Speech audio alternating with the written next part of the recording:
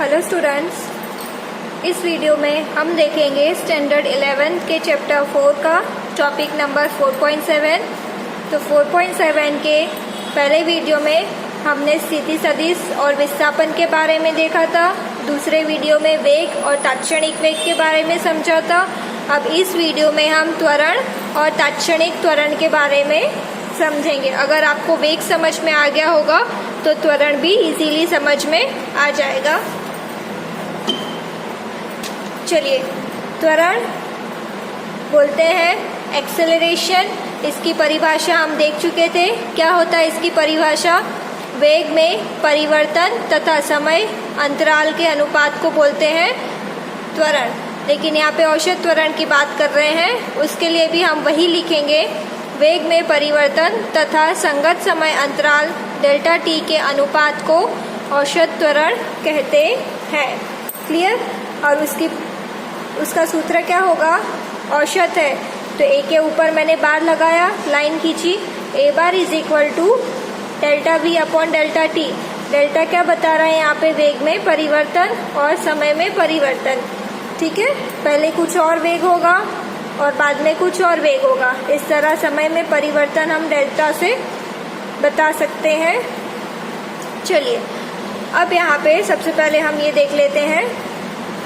Delta v का सूत्र हमने निकाल लिया है वेग में, तो v का होगा V X I cap plus V Y J cap upon delta T.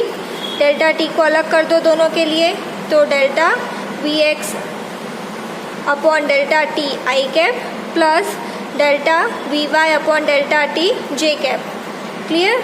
अब delta we upon delta T को हम ए बार लिखते हैं, तो V X upon delta T को हम ए एक्स लिख सकते हैं।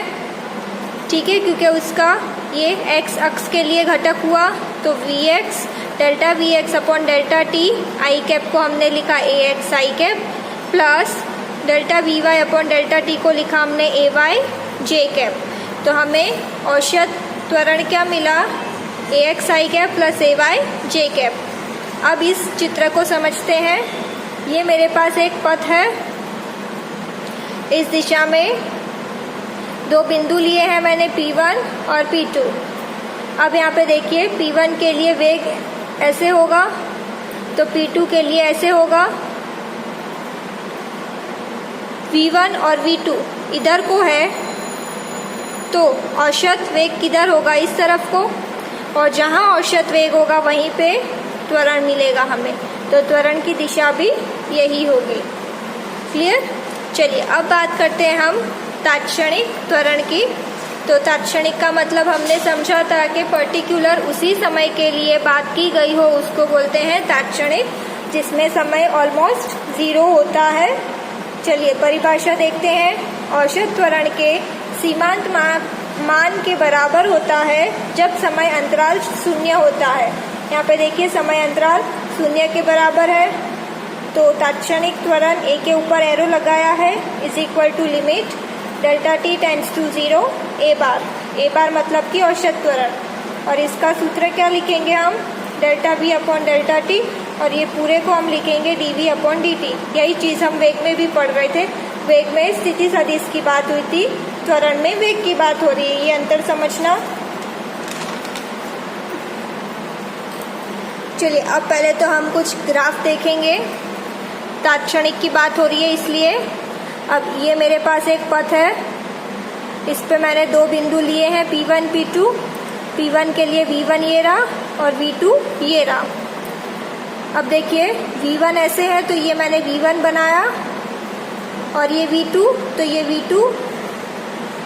तो इन दोनों को जोड़ेंगे तो क्या मिलेगा? Delta V। तो डेल्टा V मुझे इस दिशा में मिल रहा है, तो डेल्टा V मुझे यहाँ मिलेगा। और हमने अभी देखा कि डेल्टा V मतलब औसत वेग जिस दिशा में होगा वहीं पे त्वरण होगा, तो त्वरण भी इसी दिशा में होगा।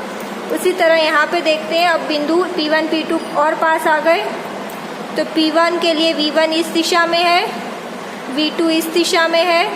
चलिए, इसको मैं बना लेती हूँ। तो ये हो गया V1, ये ऐसे है, ऐसे जोड़ सकती हूँ, तो ये हो गया V2। इन दोनों को जोड़ूंगी मैं तो मुझे मिलेगा डेल्टा V, तो वो मुझे इस दिशा में मिल रहा है।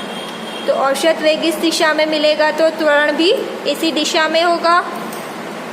अब यहाँ पे देखिए, अब यहाँ पे तात्क्षणिक की बात हो रही है, डेल्टा टी ऑलमोस्ट 0 है, टेंड्स टू 0। ये हो गया मेरे पास पथ, ये P1 है। अब इसके लिए V1 इधर को है, ठीक है, तो वेग भी इधर को ही होगा क्योंकि यहाँ पे कोई और बिंदु नहीं है, समय 0 है। तो ये एक ही समय की बात करी थी, ये हो गई तात्क्षणिक, तो ये दोनों होगा औसत त्वरण के लिए और ये है तात्क्षणिक त्वरण। क्लियर? चलिए अब सूत्र निकालते हैं। ये हमने देखा था अभी पीछे, ए सदिश is equal to limit delta T tends to 0 delta we upon delta T.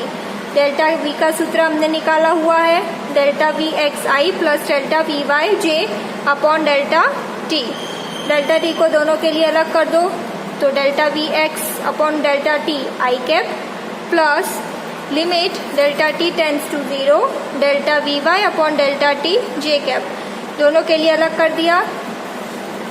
ये पूरे को मैं dvx लिख सकती हूँ, तो ये पूरे की जगह मैंने लिखा dvx अपॉन dt आई कैप प्लस ये पूरा होगा dvy, तो ये dvy upon dt j cap. अब dvx अपॉन dt ये किसका सूत्र है? त्वरण का है, x अक्ष के लिए, तो यहाँ पे मैं लिखूंगी axi प्लस ay j, तो ये मुझे मिल गया तात्क्षणिक त्वरण का सूत्र। अब बात करेंगे इसके परिमाण और दिशा की। तो परिमाण के लिए मैंने क्या किया, यहाँ बॉक्स बना दिया, दोनों तरफ लाइन खींच के। ये हो गया square root ax² plus ay², और दिशा के लिए tan theta is equal to ay upon ax, तो theta is equal to tan inverse ay upon ax। Clear है? तो जो हमारा 4.7 टॉपिक है उसमें हमने उसके सारे टॉपिक कवर कर लिए हैं। स्थिति और विस्थापन सदिश की बात करी, वेग तात्क्षणिक वेग के बारे में समझा, और इस वीडियो में हमने त्वरण और तात्क्षणिक त्वरण के बारे में समझा है। आपको तीनों लाइन से देखने हैं, अगर एक आध भी छोड़े तो समझ में नहीं आएगा।